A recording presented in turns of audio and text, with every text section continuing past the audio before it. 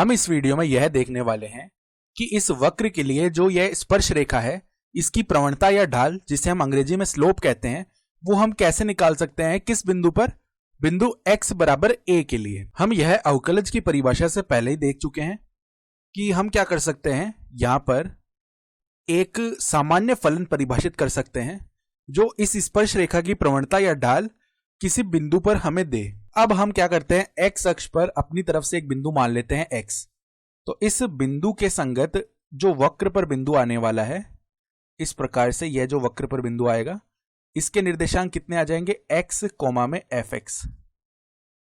ये इसके निर्देशांक हो गए। अब इस x अक्ष पर जो ये बिंदु x है, इससे h दूरी पर एक दूसरा बिंदु आएगा जो कि x प्लस h है। तो ये बिंदु मान लीजिए x प्लस h हो गया। x प्लस h के संगत जो वक्र पर बिंदु आ रहा होगा, उस बिंदु के निर्देशांक कितने हो जाएंगे, हम लिख सकते हैं x plus h comma f of x plus h। ये इसके निर्देशांक आ गए हैं। समझ में आ गई बात। अब हम क्या करें, यदि इन दोनों बिंदुओं को मिलाने वाली छेदक रेखा, या जिसे हम अंग्रेजी में सीकेंट लाइन कहते हैं, उसके बारे में सोचें तो उस छेदक रेखा की प्रवणता कितनी आ जाएगी। हम कह सकते हैं यह प्रवणता क्या आ जाएगी, जो ऊर्ध्वाधर परिवर्तन हो रहा है, अर्थात f of x plus h minus में f ऑफ x बट्टा में जो क्षैतिज परिवर्तन हो रहा है बिंदुओं में, तो वह कितना आ जाएगा, x प्लस h माइनस में x।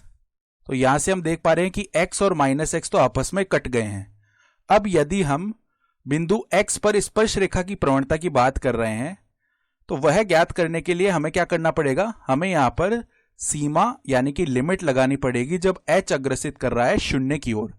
क्योंकि जब h शून्य की ओर अग्रसित कर रहा होगा, तब यह बिंदु x की ओर गति करेगा। और क्या होगा, इन दोनों बिंदुओं के मध्य की जो छेदक रेखा है, इसकी प्रवणता बिंदु x पर स्पर्श रेखा की प्रवणता के लगभग बराबर आ जाएगी। तो इसका मान अब किसके बराबर आ गया, इस सीमा का मान हम कह सकते हैं f प्राइम x के बराबर आ जाएगा, अर्थात बिंदु x पर स्पर्श रेखा की प्रवणता के बराबर यह मान आ गया है। हम देख पा रहे हैं कि यह जो f प्राइम x का मान है, यह x का ही एक फलन है।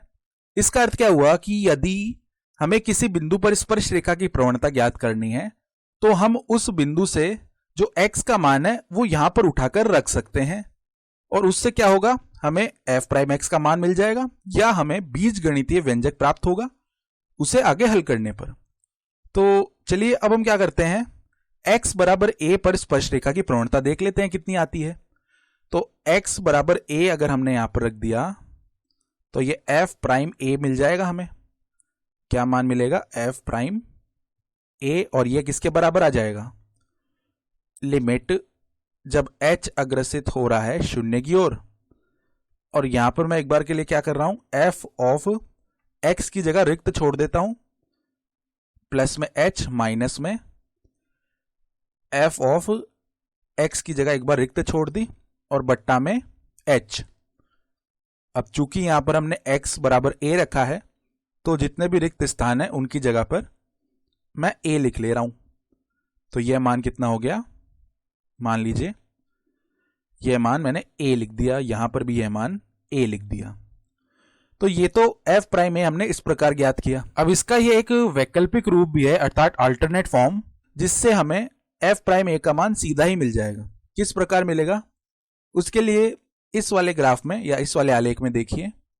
मान लीजिए हमने यहां पर कोई बिंदु मान लिया अपनी इच्छा से x, और x के संगत जो वक्र पर बिंदु आ रहा होगा, उसके निर्देशांक जो है वह कितने आ रहे होंगे, x comma f of x। अब हम क्या करते हैं, इन दोनों बिंदुओं के बीच में यह जो इस प्रकार की छेदक रेखा अर्थात सीकेंट लाइन आने वाली है, इसकी प्रवणता की बात कर लेते हैं। तो इसकी प्रवणता क्या हो जाएगी, जो ऊर्ध्वाधर परिवर्तन है अर्थात f ऑफ x माइनस में f ऑफ a बट्टा में जो क्षैतिज परिवर्तन है अर्थात x माइनस में a। अब हम क्या चाहते हैं कि यह जो छेदक रेखा की प्रवणता है, यह बिंदु a पर स्पर्श रेखा की प्रवणता के अधिक से अधिक निकटतम आ जाए। तो उसके लिए हमें क्या करना पड़ेगा, यह जो x का मान है इसे अधिक से अधिक a के निकट लाना पड़ेगा। जितना हम इसे a के निकट लाएंगे, उतना ही क्या होगा कि यह जो हमारे पास छेदक रेखा की प्रवणता है स्पर्श रेखा की प्रवणता के निकट आती जाएगी। अर्थात हमें क्या करना पड़ेगा, यहां पर सीमा लगानी पड़ेगी, यानी कि लिमिट x का मान अग्रसित करवाना पड़ेगा a की तरफ। तो इस स्थिति में क्या होगा, इस स्थिति में यह जो छेदक रेखा की प्रवणता है यह स्पर्श रेखा की प्रवणता के लगभग बराबर आ जाएगी। ऐसा हो गया है। अब हम क्या देख पा रहे हैं, इन दोनों ही रूपों में हमने एक ही बात की है।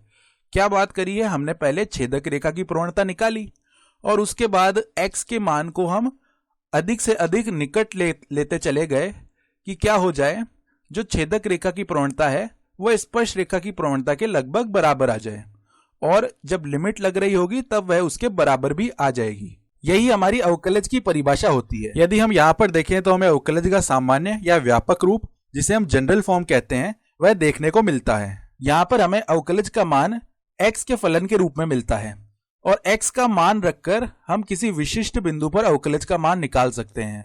और यदि हम अवकलज के वैकल्पिक रूप की बात कर रहे हैं तो यह वाली परिभाषा आएगी। इसके अंदर क्या होगा कि यदि मुझे अवकलज का मान किसी विशिष्ट a पर चाहिए और मुझे सामान्य फलन f से कोई मतलब नहीं है, मुझे तो केवल x बराबर a पर अवकलज का मान सीधा ही चाहिए, तब हम इस रूप का प्रयोग कर सकते हैं। हालांकि दोनों का जो मतलब है, दोनों का जो सार है वह तो एक ही है।